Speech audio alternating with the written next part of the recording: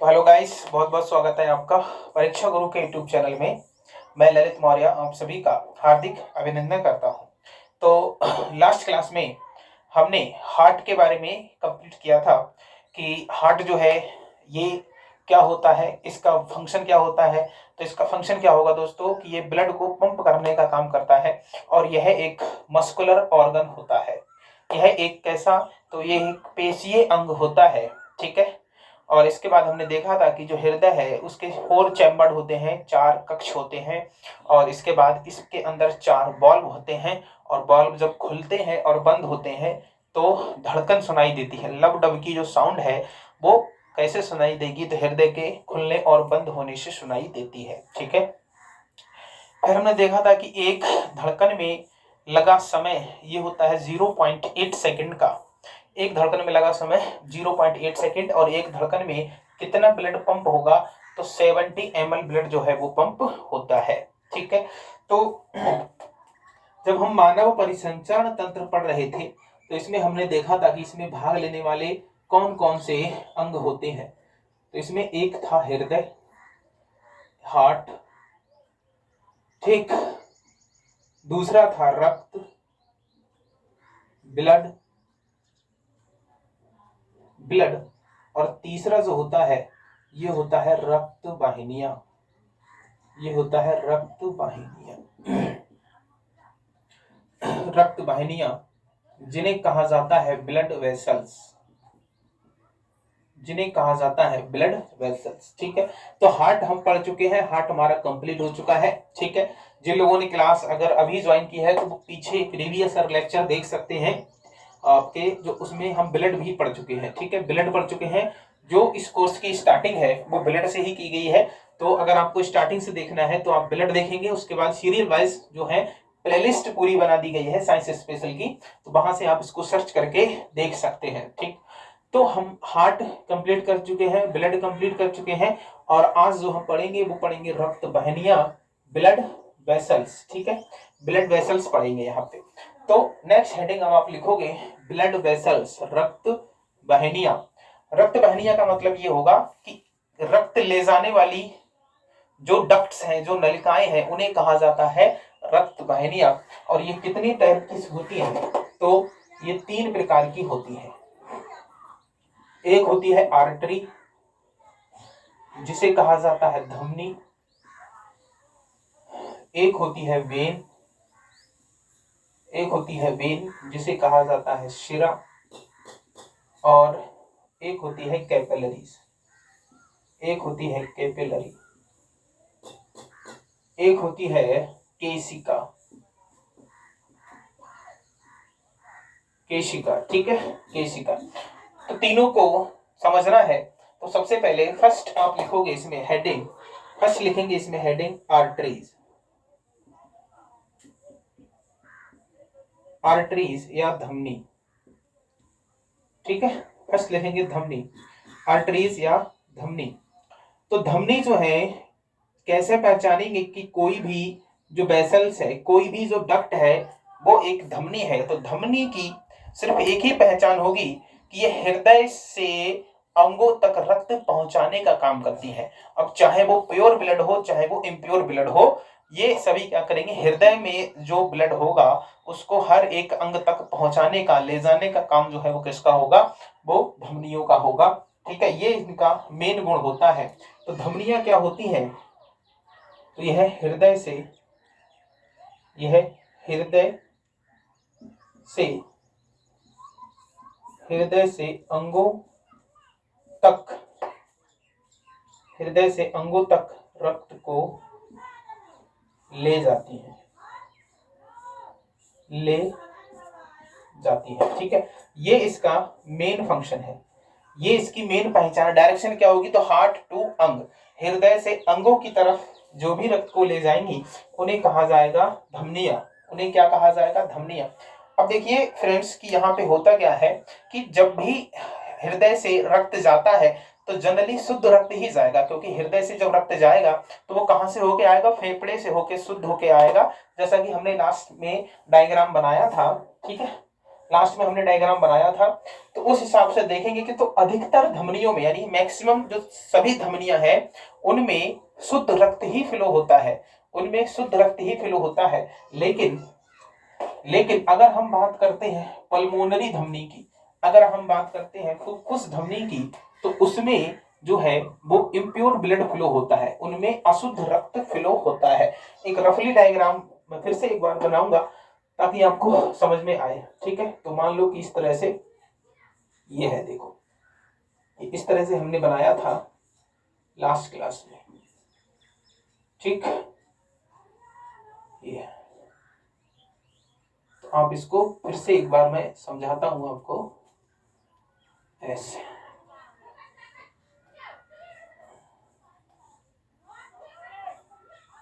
ये रटने वाली चीजें नहीं है, ये सब समझने वाली चीजें हैं, ठीक। समझ लोगे एक बार दिमाग में तो फिर एकदम क्लियर हो जाएगा।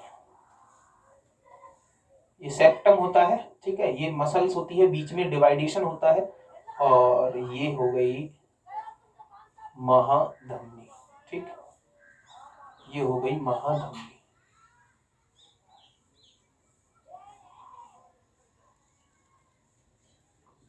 अब ये शरीर के अंग अंगों तक जाती है, ठीक है। अब ध्यान से समझना है हमें। तो इधर से क्या आएगा, इधर से आएगा इम्प्योर ब्लड, CO2 वाला ब्लड आएगा, ठीक है। अब देखो CO2 वाला ब्लड जब इस वाले पार्ट में आता है, जब इस वाले पार्ट में ये आएगा, अब इसको शुद्ध करने के लिए, ये जो CO2 वाला ब्लड है इसको शुद्ध करने के लिए हमें इस ब्लड को कहां पहुंचाना है, हृदय से फेफड़े में पहुंचाना है।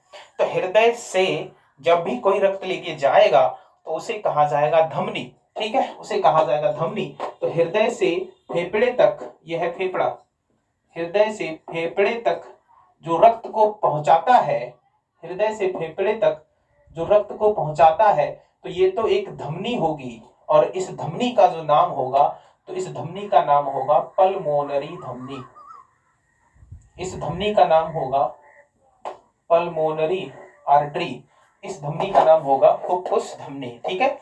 अब इसके बाद क्या होगा, इसके बाद फेफड़े में CO2 निकल जाएगी और ऑक्सीजन एंटर हो जाएगी, ऑक्सीजन एंटर हो जाएगी। इसके बाद क्या होगा, फिर यहां से जो शुद्ध रक्त है, ऑक्सीजन वाला रक्त है, वो हृदय में भी तो आना चाहिए।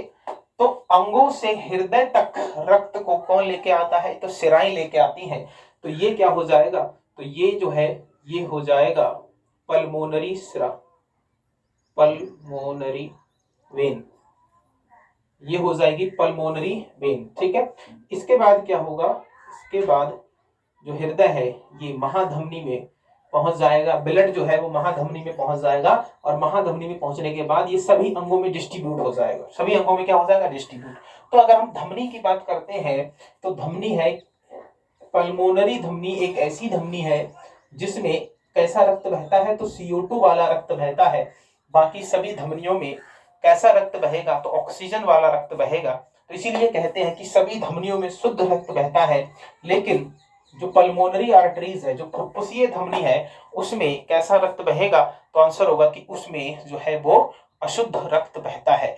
क्यों अशुद्ध रक्त बहता है, तो रीजन होगा इसका, क्योंकि ये जो विभिन्न अंगों से आया हुआ अशुद्ध रक्त है, इसको हृदय से कहां पहुंचाती है, तो हृदय से फेफड़ों तक पहुंचाती है, ठीक है गाइस, हृदय से फेफड़ों तक पहुंचाती है। तो यहाँ पे धमनी की हम बात कर रहे हैं, तो हृदय से अंगों तक रक्त को ये ले जाती है, ये इनका काम हो गया। बाकी हम इसमें लिख सकते हैं कि सामान्यता, जनरली,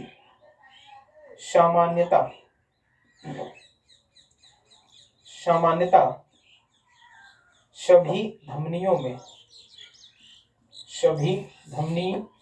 में शुद्ध रक्त का मतलब जिसमें ऑक्सीजन हो मिली हुई, शुद्ध रक्त बहता है। सामान्यता मतलब नॉर्मली एक को छोड़कर, तो वो अपवाद है, ठीक है। तो सामान्यतः सभी धमनियों में कैसा रक्त बहता है, शुद्ध रक्त बहता है। अब हम अपवाद स्वरूप जो है किसकी बात करते हैं, पल्मोनरी आर्टरीज की बात करते हैं, ठीक है, पल्मोनरी आर्टरी, इसको कहेंगे फुफ्फुस धमनी। तो इसमें क्या होगा, फुफ्फुस धमनी में, तो इसमें कहेंगे कि ये करती क्या है, तो ये हृदय से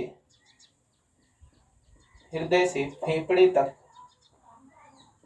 हृदय से फेफड़ों तक रक्त को ले जाती है, हृदय से फेफड़ों तक रक्त को ले जाती है। और इनमें कैसा रक्त बहता है, तो आंसर होगा इनमें अशुद्ध रक्त बहता है। इसमें कैसा रक्त बहेगा, तो इसमें अशुद्ध रक्त बहता है। ठीक है, इसमें कैसा रक्त बहेगा, अशुद्ध रक्त बहेगा। ठीक, तो जल्दी से इसका स्क्रीनशॉट लोगे, आपको समझ में आ गया होगा। ठीक है, और हमने क्वेश्चन किए थे, तो ये क्वेश्चन ये भी आया था कि कौन सी धमनी ऐसी है जिसमें अशुद्ध रक्त बहता है, तो आंसर होगा पल्मोनरी आर्टरी। ठीक है, पल्मोनरी आर्टरी। चलिए फिर नेक्स्ट क्वेश्चन बनता है हमारा, देखिए महाधमनी एरोटा। महाधमनी क्या होती है, अगली धमनी जो मेन है वो है महाधमनी, अगली है महाधमनी।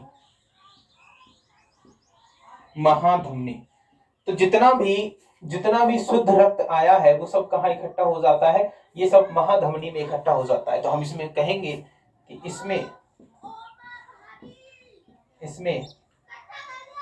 शुद्ध रक्त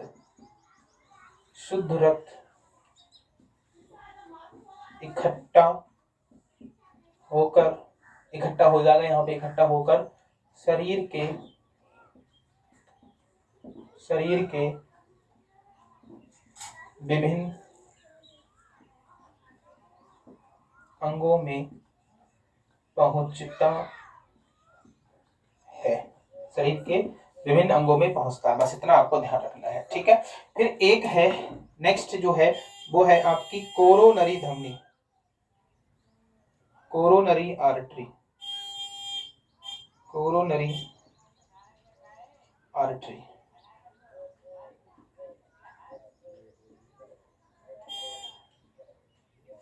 कोरोनरी धमनी, तो कोरोनरी धमनी का फंक्शन क्या है, तो ये हृदय की मांसपेशियों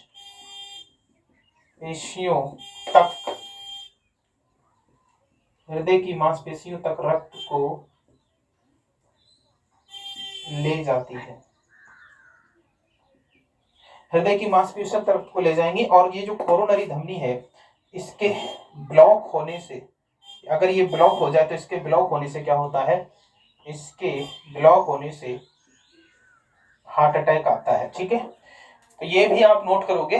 ठीक, महाधमनी में क्या होगा कि जितना भी शुद्ध रक्त है वो इकट्ठा हो जाएगा महाधमनी में, और उसके बाद वहां से डिस्ट्रीब्यूट हो जाएगा पूरी बॉडी में। ठीक, इसके बाद हृदय की मसल्स को भी ब्लड चाहिए, क्योंकि ये वाला जो ब्लड है ये हार्ट की मसल्स के काम का नहीं है। हृदय जो जीवित रहता है, उसकी जो मसल्स काम करती है, उसके लिए ब्लड जो है वो किसके द्वारा पहुंचेगा, तो आंसर होगा कोरोनरी आर्टरी के द्वारा पहुंचेगा। और जब कोरोनरी आर्टरी में ब्लॉकेज होता है, ब्लॉकेज होने का रीजन क्या है, तो कोलेस्ट्रॉल लेवल बढ़ जाता है। ठीक है, कोलेस्ट्रॉल लेवल बढ़ जाएगा, तो ऐसी कंडीशन में क्या होगा कि ब्लॉकेज होने पे हार्ट अटैक की पॉसिबिलिटी बढ़ जाती है।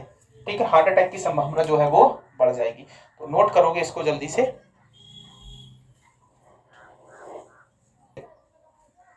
हो गया, इसके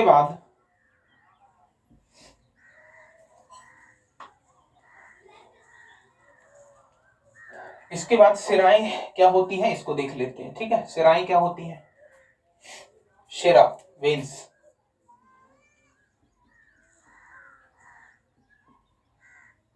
शिरा या वेन क्या होती है ये। ठीक, तो फंक्शन उल्टा होगा इसका कि शिराओं का मतलब क्या है कि जैसे मान लो ये कोई अंग है, तो इस अंग में जो CO2 वाला ब्लड है, इसको हार्ट तक पहुंचाने का काम जो है वो किसका होगा, वो शिराओं का होगा। जैसे आप देखो कि फेफड़े में जो ब्लड बना था, तो फेफड़े में जो ब्लड बना था, इसको हार्ट तक ले जाने का काम जो है वो किसका है, किसी न किसी वेन्स का है। वेन क्या करती है, शिराएं क्या करती हैं, तो यह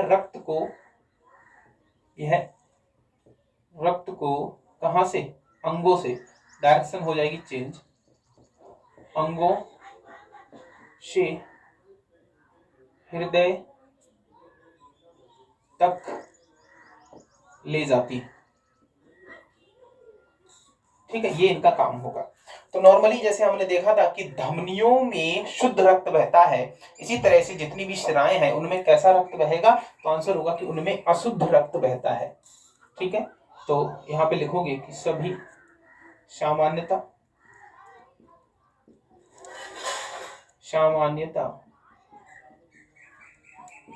शिराओं में अशुद्ध रक्त बहता है, अशुद्ध रक्त बहता है। ठीक है, फिर है हमारा उसी तरह से एक शिरा जिसे कहते हैं पल्मोनरी वेन, इसे कहते हैं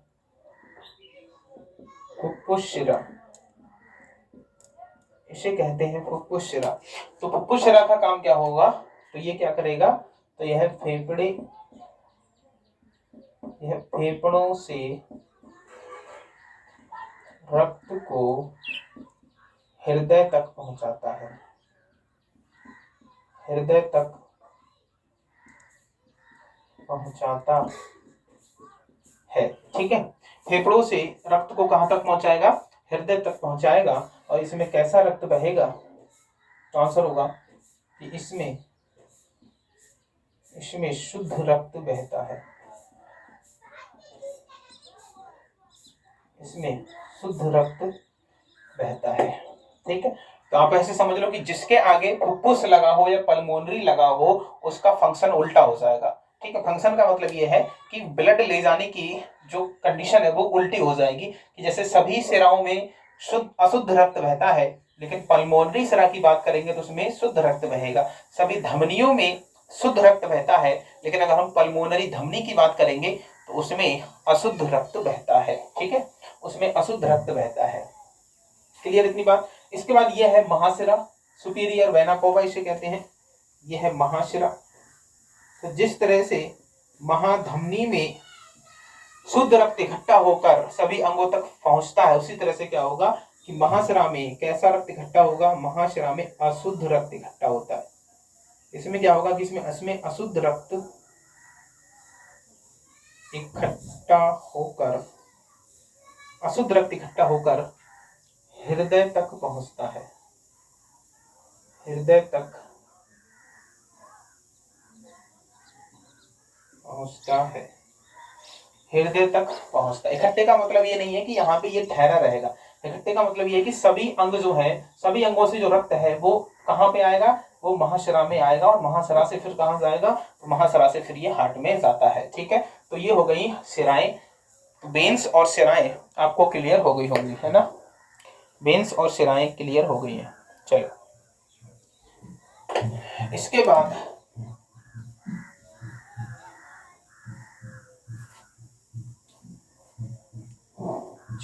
बाद देखते हैं कैपिलरी केशिकाएं क्या होती हैं। इसके बाद देखते हैं केशिकाएं।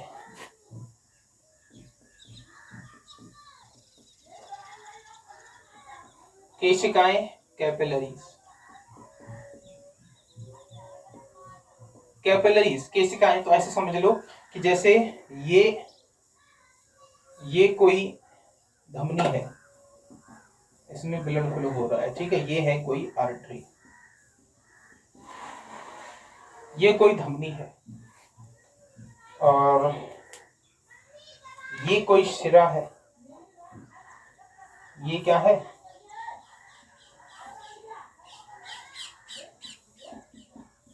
ये कोई सिरा है।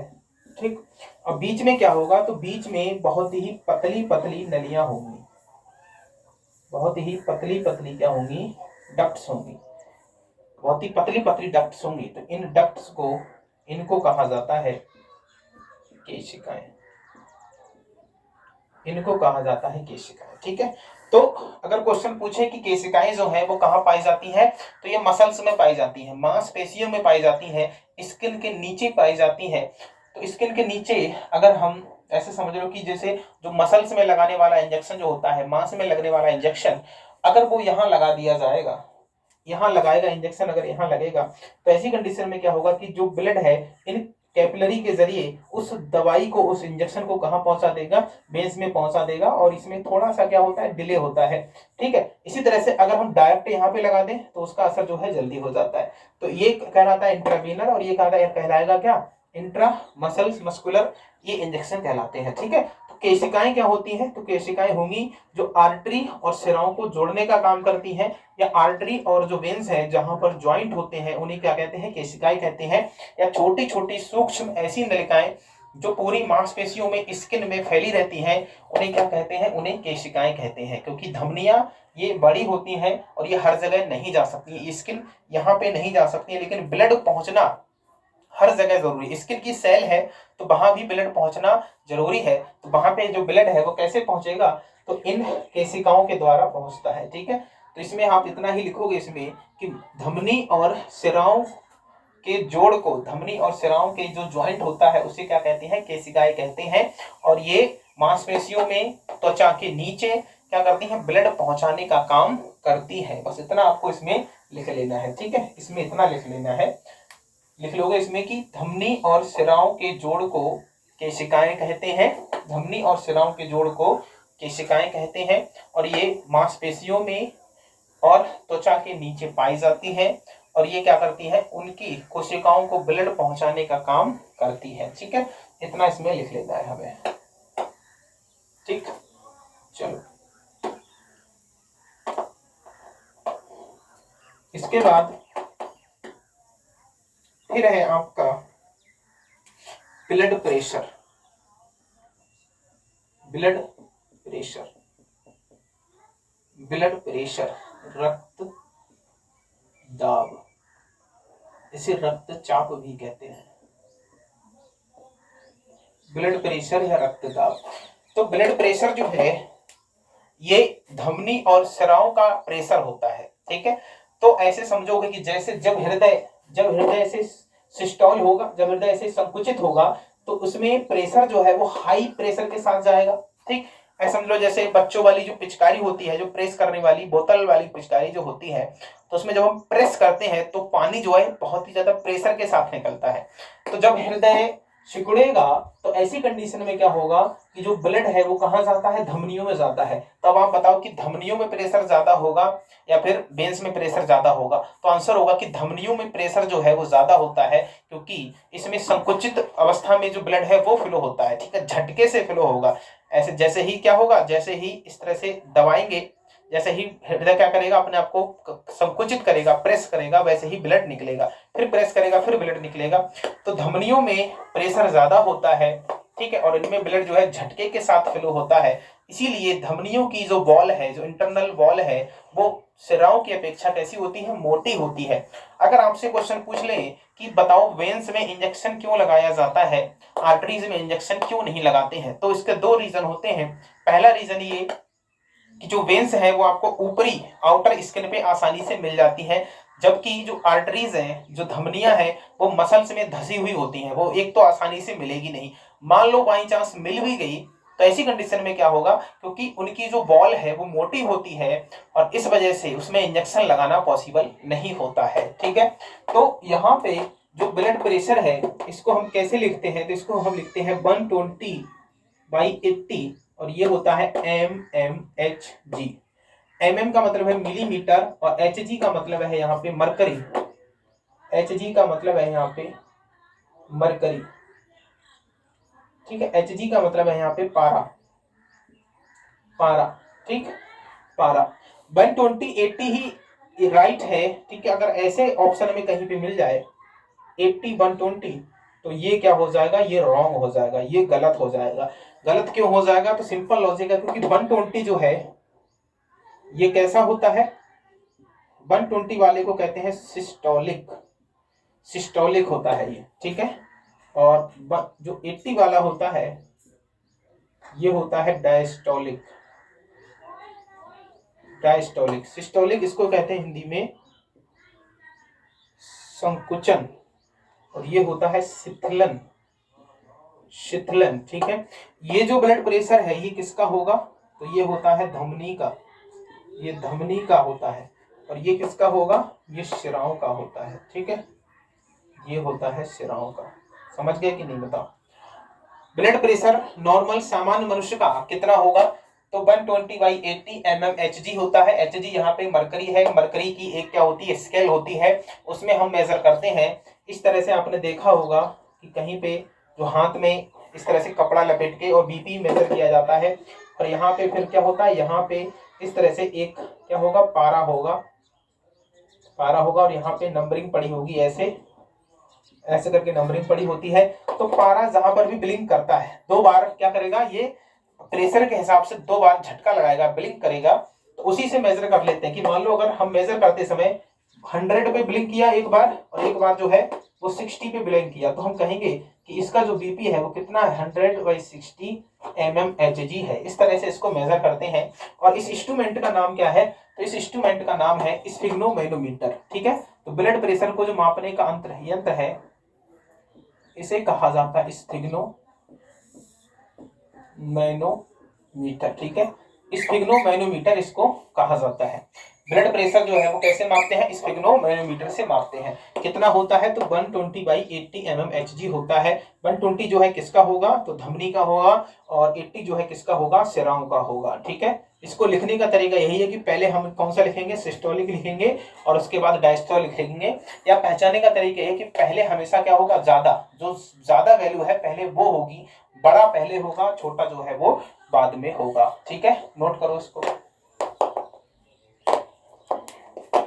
ठीक है गाइस, चलो फिर एक हमारा लास्ट रह गया है पल्स रेट। एक रह गया है पल्स रेट। ठीक है, पल्स रेट क्या होता है, नाड़ी दर जिसे कहते हैं। पल्स रेट क्या होता है,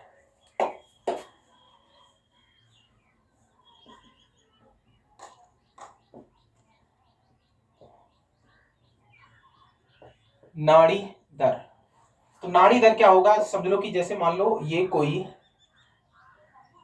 धमनी है, ये कोई धमनी है। अब होगा क्या यहाँ पे कि जैसे ही ब्लड इसमें झटका लगाएगा, जैसे ही ब्लड झटका फ्लो करेगा, तो इसमें क्या बनती है, इसमें एक लहर बनती है। झटके से जब भी फ्लो होगा तो एक लहर बनेगी।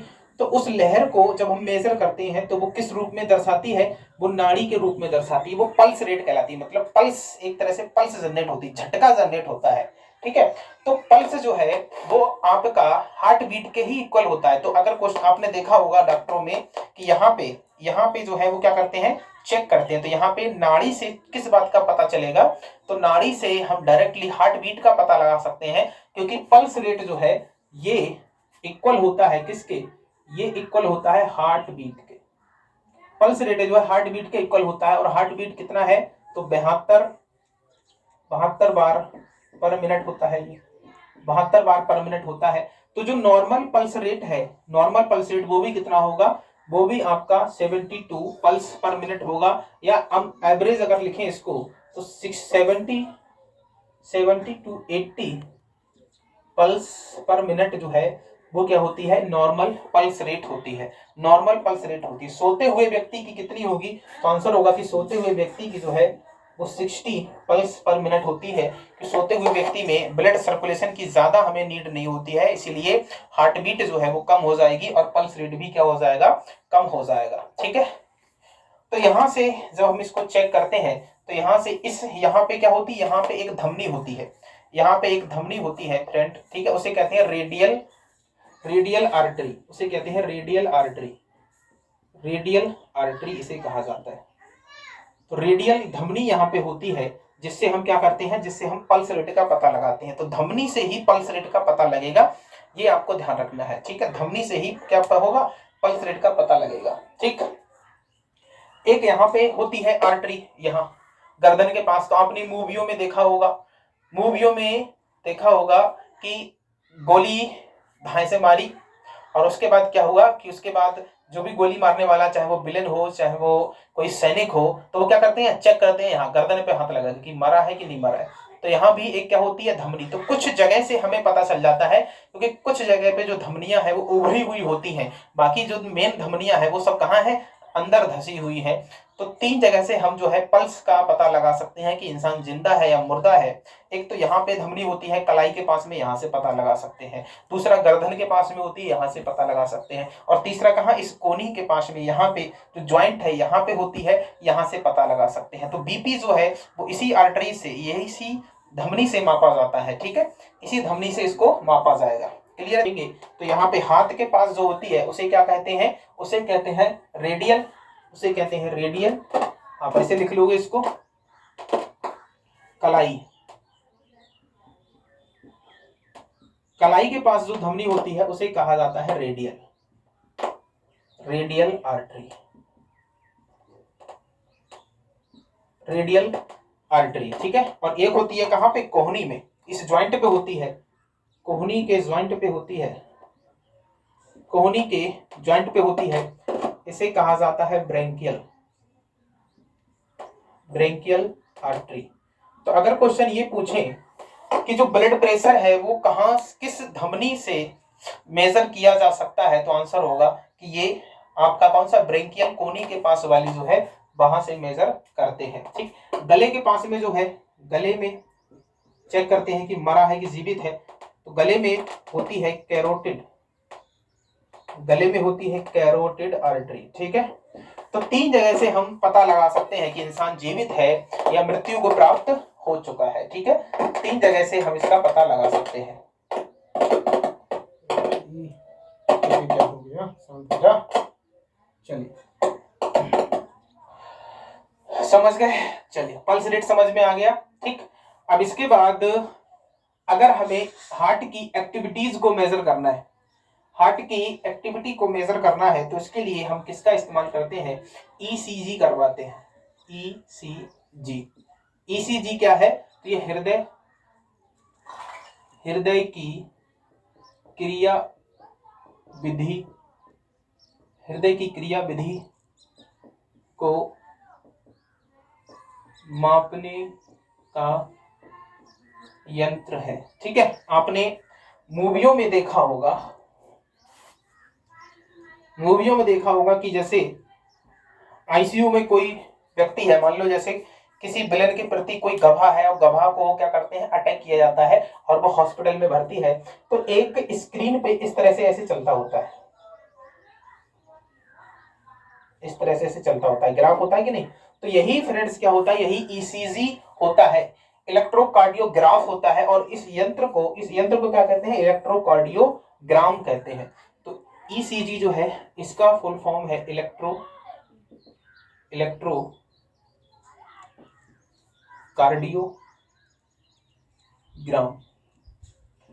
यंत्र का नाम है इलेक्ट्रोकार्डियोग्राम। और जिस पे ये जो आलेख बनता है, इस ग्राफ को क्या कहा जाएगा, तो इस ग्राफ को कहा जाएगा इलेक्ट्रोकार्डियोग्राफ। ठीक है, विद्युत हृदय आलेख भी इसको कहते हैं।